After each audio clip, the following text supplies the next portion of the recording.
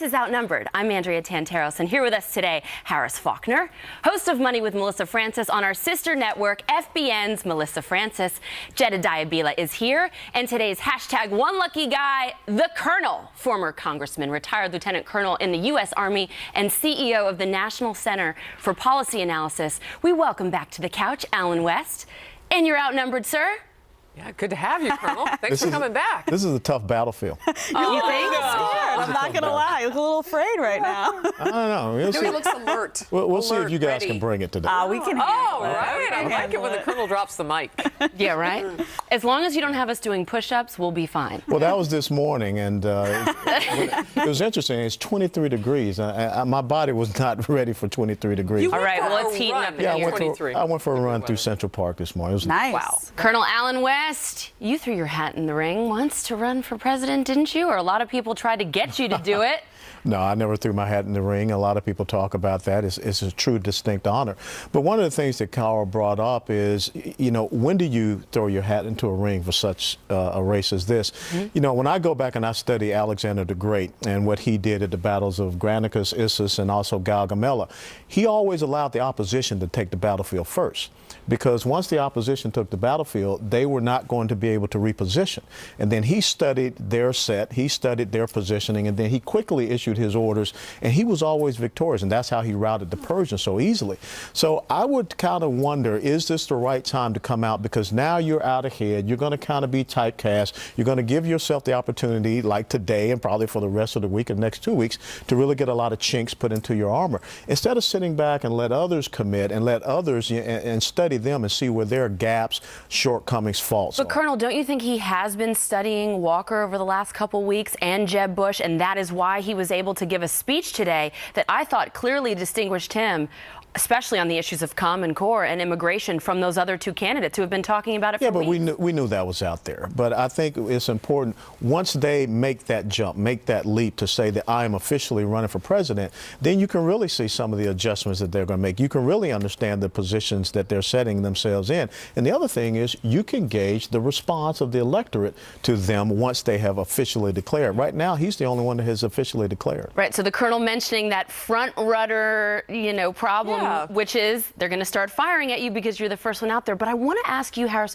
what did you think about the way he announced? Because really, as someone who's worked on campaigns, I thought it was pretty brilliant and pretty the seamless. venue was smart. I mean, evangelicals is an area that whatever candidate goes forward, as we look at this, they're going to need that. I know you and I, should full disclosure, I actually watched the speech with the Colonel. We were in the green room together, and so I got to kind of hear firsthand. And you were still considering whether or not you wanted to run as of May of last year. So we'll have to hear where you fall on this. Right? I ran this morning. Give me a break. No, I mean for the White House. See, So by the end of the show, you're going to You've have to been tell us. talking White House for a while. Yeah, May 2014, I dialed back that town hall interview you did on the radio. But anyway, I do, I'm a dork. So let me say this. Yeah. When you and I were watching, you said, yes, everybody has a personal story. He's reaching out to evangelicals. We left those people on the table last time as potential votes. You made that clear. You said, but what does he want to do about ISIS? You think that this needs, whatever candidate comes out, I heard you say, they need to tip their hat to what the news cycle is. Why is that? I think the most important thing is we're looking for someone that has a commanding presence. When this past weekend, when the supreme leader, the Ayatollah Khamenei, stands out and he's cheering death to America, where is that type of leader, as we talked about downstairs in the green room, that can be in a room with some very bad theocrats, dictators, autocrats, and despots, and get them to back down and get them to stand down? I don't know. You talk about presence, though, and if you saw the way that he prowled around on the stage, I mean, it did not look like he had a prompter anywhere in sight. He was speaking from the heart for that whole entire time. We all know that that's very hard to do. And in terms of getting out early, I mean, a lot of that has to do with money. He's got to secure a few of the very big donors, get that organized into where he can have a super PAC perhaps backing him up. I think one thing that's really interesting about him, I don't know if you guys knew this, his wife Heidi went to Harvard Business School. She's a managing director at Goldman Sachs. I mean, that's a powerful, hardcore woman. It takes a certain type of man to be married to a woman who is that powerful and successful. And it's interesting because it kind of flies in the face of the preconceived notions that you might have about someone who is so conservative on social positions. And Jedediah, I want to ask you about the Republican field, because this time around it looks like there will be a real choice on the Republican side. There will be options and good options, and it won't be an it's my turn type of election, which is happening on the other side. Yeah, I think Scott Walker and Rand Paul were probably watching this very closely, because they're pulling from the same voting crowd, conservatives, libertarian leaning. I'll be interested to see how Ted Cruz markets to cultural conservatives and young voters, because young voters typically aren't cultural conservatives. So that's going to be a little bit of a challenge for him. With that being said, I think he's a good speaker. I think he articulated all of the key points, if you watch the speech, that conservatives cling to with respect to Obamacare, with respect to abolishing the IRS. I mean, he certainly didn't pull any punches. That's what people like about Ted Cruz.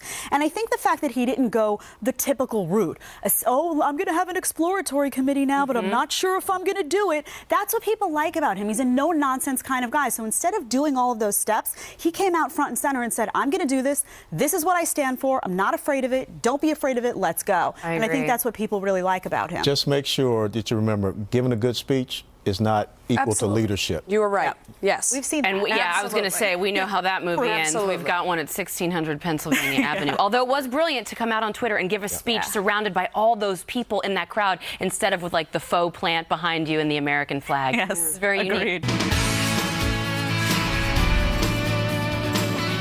On the heels of big breaking news that we covered last night on Fox Report, new warnings today that one of the most volatile countries in the Middle East and all the globe is spiraling into chaos, perhaps on the brink of civil war. According to the UN Special Envoy for Yemen, Iran-backed rebels who control the capital and 1/3 of that country now have plans to take over the country's third largest city and possibly beyond. Here's the news we watched unfold in the last day or so. The U.S. military evacuated our special forces, all of them. Remember, we had already closed our embassy there recently as well. That leaves the U.S. without a presence on the ground in a critical place. Worth noting, it's the main base for al-Qaeda in the Arabian Peninsula. Sound familiar? They pulled off that reign of terror in Paris that hit the newspaper Charlie Hebdo.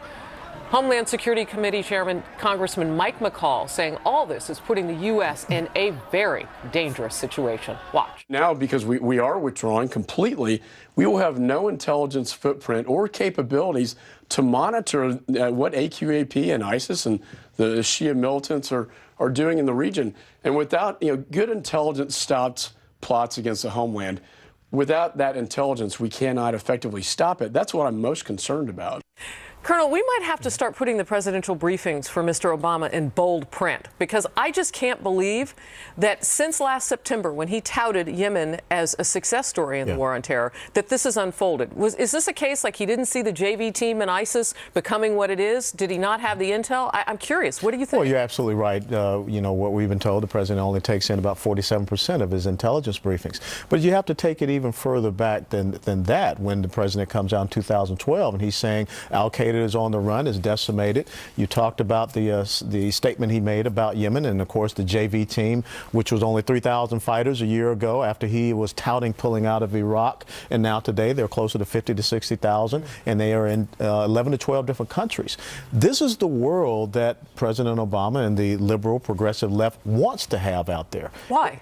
Why do you say that? Because they don't want to deal with it. I mean, we had this discussion. It's Bush's fault.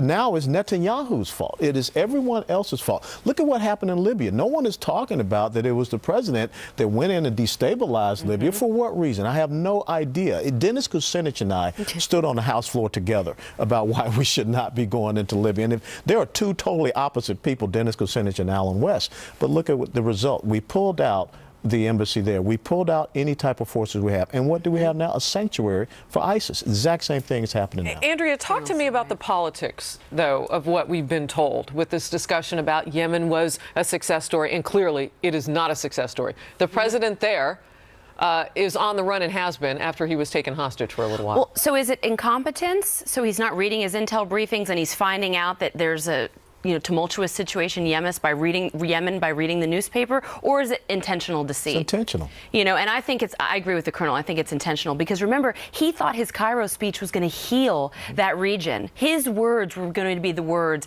that were finally going to bring peace to the Middle East, and it was going to be his Arab Spring that was going to be the real uniting factor because George W. Bush couldn't get it right. But the Colonel's absolutely right.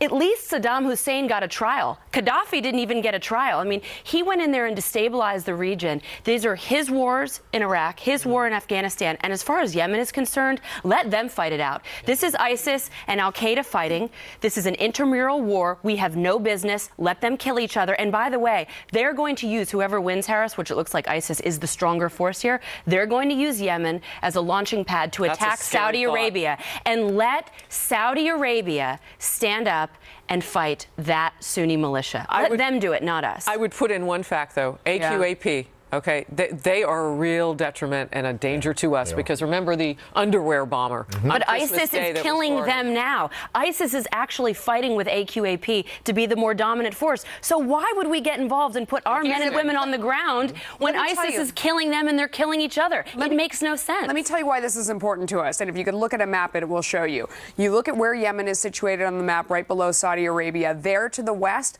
that is the Red Sea. To the north, that is the Suez Canal. 10% of the world's commerce flows through this waterway. It's not just oil, it's all kinds of goods. This is the shortcut from Europe over to Asia. If they have to go all the way around Africa, that's the only other way. It adds 50%, 43% actually, to the time of their travel. This is a big deal for economics all around the world, for prices all around the world. I'm not saying that it's our battle to fight, but I'm saying we have an interest. Why? Because we're relying on Middle Eastern oil and when we don't need to be. No, it's all kinds of commerce. It's all kinds of commerce. Let the Saudis, you know what, Melissa? Let the Saudis stand up and fight for their own existence then. Why are we going to spend more blood and treasure over there fighting a war when it's just intramural back and forth between countries? If you take out these leaders, they regenerate themselves. So if you're going to have a strategy, it has to be some kind of long-term strategy that makes sense because this leadership just turns hands and we wind up getting nowhere except lost lives and I'm just saying we have an interest in how it turns out. I'm not saying we should send our own people there, and I don't even know which is the right side to be on, but we are invested in the outcome, whatever that is, because it's about prices all around the world, not just oil, but all goods. And Melissa, the other thing, too, about that map that we showed is that what has the Islamic State said that it wants? It wants to get to Europe easier.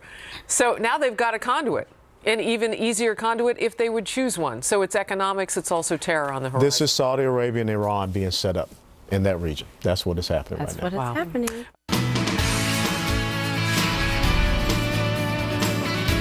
Welcome back to Outnumbered. Well, new developments in the controversy over Hillary Clinton's personal email use. The New York Times reporting Clinton's aides sometimes conducted State Department business on their private email accounts. This comes as the former Secretary of State is being formally asked to turn over her personal email server. Congressman Trey Gowdy, the Republican chair of the House Select Committee probing the Benghazi terror attacks, sending a letter to Clinton's attorney requesting the server be turned over to a third party for a neutral investigation.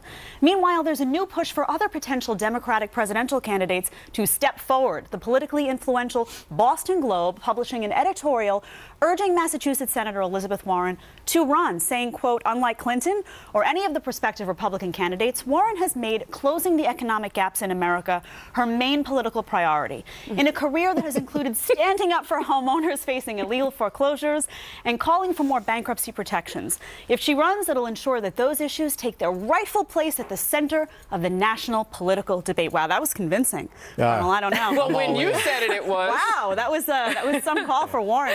What do you think in terms of Hillary first? I say she does not turn over this server. She has no interest in turning it over, and I don't know that they're going to be able to make her do that. What do you think? Well, if she does not do that, this is what Marcus Tullius Cicero called the arrogance of officialdom. When I was in the military, I had an official email account. It had .mil, and if I wanted to do classified material, it had .smil, and the server was located there on the military installation. When I was in Congress, it was @mail.house.gov, and people have the opportunity by FOIA request to see that. she was a servant of the American people as Secretary of State. And for her to believe that she does not have to, be open and transparent, to me, how can you have someone like that to be the President of the United States, the Commander-in-Chief? We already know that the whole thing about Benghazi was a false narrative. That was a lie. They abandoned 4 Americans to die, and then they came out and blamed it on a video. This is not the type of person that the American people should want. This is a violation of honor. It's a violation of integrity. It's a violation of character. Now, if she doesn't turn it over, does the left say, okay, we can't have this, you are going to be a losing candidate, you haven't been transparent? Do more folks on the left jump in immediately for Elizabeth Warren and grow behind her in terms of pushing her to run? I'm not so sure. I mean, if you talk to a lot of Democrats, they still think that there's nobody else but Hillary. And they think that this will blow over. And I kind of think it's going to blow over too, Jedediah, because I'm not sure the media is going to stay on this, right? We bump in sometimes with songs that fit the topics here. And the first song that came to mind was En Vogue. Remember that? No, you're never gonna get it. never gonna get it. With the server, you know what's going to happen. She's going to say, oh, I'm sorry, Bill was doing a downward dog and accidentally crunched the server and it broke and I spilled coffee on it and whoopsie daisy. And no one from the DOJ is going to bring charges. And frankly, they're the only ones, this administration, that can bring charges and do something about it. Unless Trey Gowdy is going to cat crawl into Chappaqua and get it himself, which I just don't think is going to happen. Well, and the other thing, too, that's been confirmed is that, well, through them, the Clintons, that Bill Clinton apparently paid for this. And they went through some strides over the last couple of weeks to say that, because if it's taxpayer money, that puts them in a different position in terms of subpoenaing. So I've read. But if that's the case, he pretty much can do whatever the heck he wants with it. So we don't know what he's doing with that server right now. But you see, that would be a question that I would have. And real quickly, you ask Andrea whether or not Democrats would jump on. There are 2 ways to let a house burn. You can put water on it or you can watch it burn. I wonder if they're going to stand back if the house starts to burn and just not throw water on it. Well, I don't know that Elizabeth Warren has widespread appeal. I mean, she appeals to the far left. So if they sit and watch it burn, they might be losing their only shot to win the White House. I think it's funny to see her sitting on the sidelines. I mean, she's just licking her chops and loving it as you have the Boston Globe out there trying to recruit her and bring her in. And what did Colonel West say at the very beginning of the show? The way to win a war is to sit back, let your opponent take the field, get out there, get in position, take the shots, then you move out. She's in a catbird seat. You're right. She might not right now ultimately have enough support, but weren't people saying a lot of the same things about Barack Obama way back when? And the other thing is that the left has to run based upon identity politics. First black president, first woman president, then first Hispanic president, and who knows after that. If it's not Hillary Clinton, it's going to be Elizabeth Warren. And really and truthfully, Elizabeth Warren is the one that carries on the legacy of Barack Obama, not Hillary Clinton. If the Clintons get back into the White House, the Obamas are a footnote. Yeah.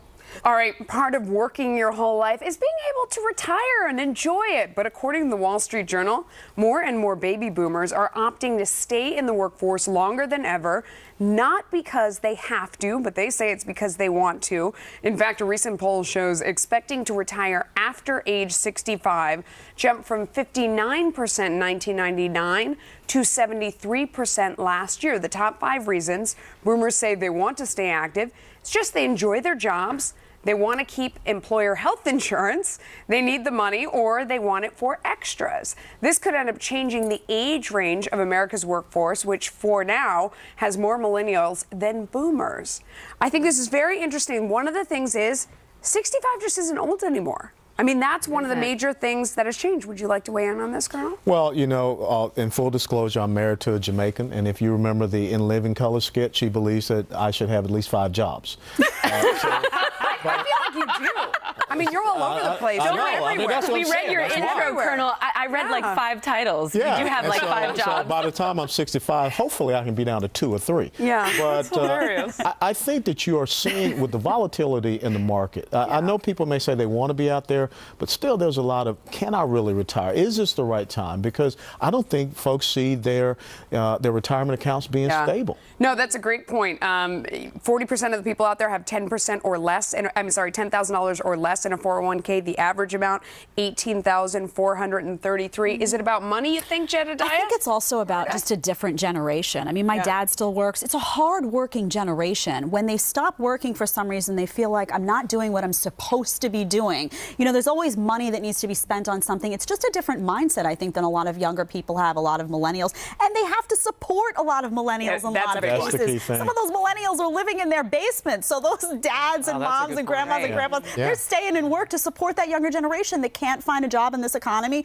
or that are a little too picky. Their parents weren't like that. They're definitely supporting kids longer. Also, I mean, I go out and talk to companies where they say they don't want their leaders to leave at 65. They're still doing great work. They don't want to replace that person at that point.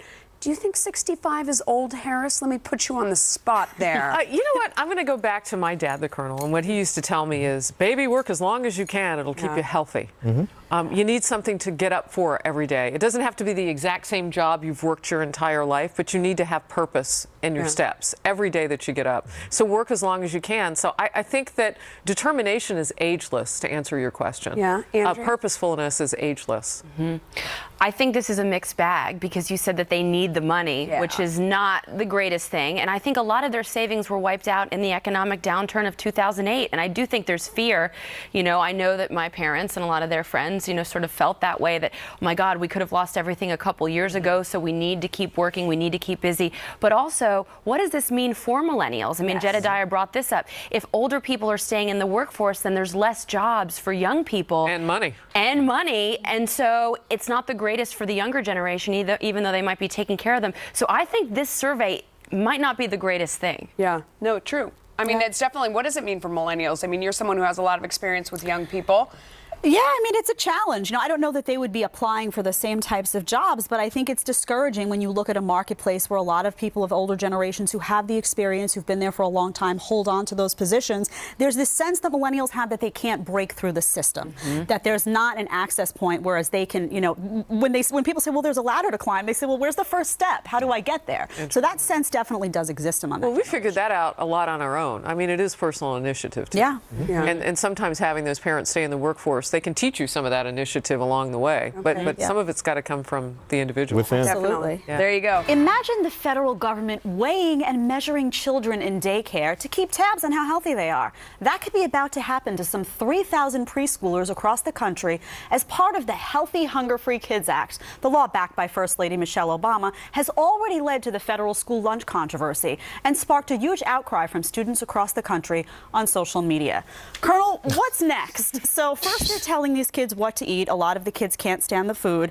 Now they're going to be going in and weighing and measuring them. I mean, if this isn't overreach, in my opinion, I don't know what is. Well, I mean, I just saw last week the EPA is coming out with this study to monitor your shower usage, your water usage in hotels. So I guess the next thing is going to be some kind of little chip or device they put on you so that, you know, when I go out to Five Guys, I'll get a shot. Suggest that. Please don't suggest that. Well, I'm just telling you. Ideas. Why do you say this out loud? Stop. They're taking notes. Stop. You don't have to get the chip. You don't have to get the chip in. I'm hiding under Rise the couch. up. Rise up. Yeah. But this is incredible. I mean, parents are no longer able to parent. You know, the federal government does not need to weigh a child. That is the parent's responsibility. Now, parents have to consent to this, Harris, it says. So does that make it okay if parents have to sign a form? Let me tell you how that conversation goes. I'm going to continue to watch your kid. I know you have to get to work in 15 minutes. Sign this piece of paper. Yep. I mean, come on. Come on. I'm sorry, I have a little bit of a rant inside of me about this. Let's have it. Because what happens next when somebody in that daycare facility decides to label that child? Label stick. What is it, fat shaming for toddlers now? Enough already. Yep. If you want to weigh somebody, weigh your own kids. Leave mine alone. That's what I was going to say. What happens next? So say they weigh a child and they deem the child to be overweight. Then what happens? A note goes home now telling parents what they should and shouldn't be feeding that child at home. So let's carry this Healthy Hunger-Free Kids Act into your living room now, into your kitchen? Not just that, but we all remember getting weighed in school, which really was the job of the doctor or getting, you know, the nurse PE instructor. Right. So, and this segment is bringing back like the chills and tremors because you remember that weighed at school. I didn't we get did, weighed at and school. I remember we did. distinctly remember. I remember the nurse weighing us and looking, and I kept saying to her, "Oh, will you please cover that up?" Because she was just very reckless with our tallies. And I was a gymnast, and so I was pure muscle, and I weighed more than the other girls, even though I didn't look like I did. And I was so self-conscious that someone would see my weight over the other girls, and that I would get picked on. So all this does, Jedediah, is create, I think, a whole new generation of anorexics and eating disorders because girls are going to be so concerned with their weight. And also, to your point, the fat kid. Are we going to be picking Those on the fat labels kid stick. today? I mean, he knows those labels today's the stick. day he gets weighed, and what happens next? Besides the fact that the teachers are going to scrutinize him, the other kids are going to make fun of him for what's written down or the fact that he has to be pulled aside about his cheeseburgers. And at snack time, does the kid who weighed in a little bit more not does that child not get a snack? I mean, this just sounds like it's fraught with hurt. That's what they say it's all about, though. I mean, if you look at it, they say it's about providing healthy snacks, and they're worried that the kids that are sitting in daycare all day long are not getting healthy snacks, aren't being provided, and they're not getting enough exercise. How do you get from there to weighing the kids? I mean, there's a lot of distance in there. What they say they're heading towards in the first place is a good thing, but I don't know how you get to But it's the typical mantra of the left to come out and say, we are doing this to help you. And they don't understand these unintended consequences that we're talking about here, because in the long run, it doesn't help. Just the same as someone said 50 years ago, we're going to provide a check from the government to young ladies who have children out of wedlock. Guess what has happened in the past 50 years? Yep. Well, I'll tell you what's going to happen. There's going to be parental revolt, because what you're hearing on this couch is going to be echoed across the country. Parents are going to go in. Kids are going to come home crying. This is, I guarantee you, this is going to face serious problems, even more so than the food. And some more advice for you from Gwyneth Paltrow. Life tips that's raising a few eyebrows. The actress with a lifestyle website called Goop publishing a list of ways to have a pain-free pregnancy. It says not to massage your lower back because the area is rich with nerves and blood supply. It also says to pour almond oil all over yourself to prevent stretch marks and to spend more time on all fours. Because it apparently helps shift the baby weight and take the strain away and stretch your back out. But experts are saying some of that advice is more fiction than fact, and there's little evidence to back up some of the claims. Meanwhile, Facebook's chief operating officer of Lean In fame has a new line of relationship advice. That's right, Sheryl Sandberg calling it, quote, chore play instead of foreplay. She says that men helping their ladies out with the laundry and the dishes will improve their love life and make for happier marriages and healthier kids. Okay, I'm going to go to you first. The visual of a woman covered in almond oil on all fours massaging her lower back. Stop. All right, stop. Time out here, folks, okay? We're making it very uncomfortable. Yeah, this is going beyond G. For Gwyneth? That was the advice. What do you think? The advice. Okay, I think this is hysterical. I mean, also, you talk about Sheryl Sandberg. She is a billionaire corporate executive with a very full plate. She is working 24/7. There's no way she does a single chore at home. She has an enormous staff, as she should, because she's very busy and she has the money for it. Any man in her role would also not be doing chores at home. My point is that both of these women live very, very different lives than almost any other woman in the country. And for them to give advice to average Americans feels disingenuous. Okay, so because they're rich, Jedediah, does that mean that they cannot give counsel to ladies? I don't have a problem with them giving advice or talking about their... I don't care how crazy it is what she did. That's her experience she had success with. I have a problem with people who then look at these celebrities and glorify what they say, like their doctors, like, oh, well, they must be right. This has to work because Gwyneth said it, or this has to be true because Sandberg said it. I feel like people need to remember these are just people, and they live and they experience stuff, and they do some crazy things, and they talk about it, and that's different it. Lives, totally different resources. Almost true, nothing they would say applies to regular people. I'm going to disagree with that.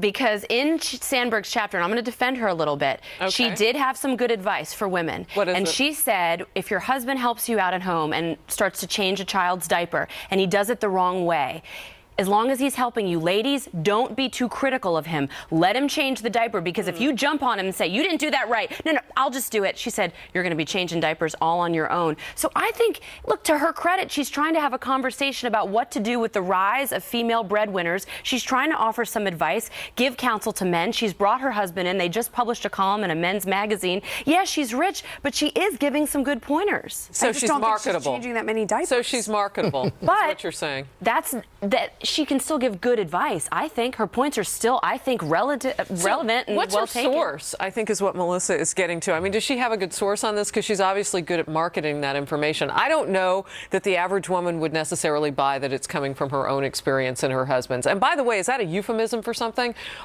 Fixing the diaper, don't criticize him. I would bet that those conversations are pretty frequent in a relationship where you have one person who has so much power. We've talked about this on the couch. Yeah. How the female breadwinner has a lot of power in that relationship if she chooses to exercise it. So I bet that is something that gets talked about. You got to find that balance in a marriage, and you got to work at it. So I would imagine maybe that's a euphemism for a lot of things they talk about. That's just my humble opinion. But this is what I do when Gwyneth Paltrow gives advice.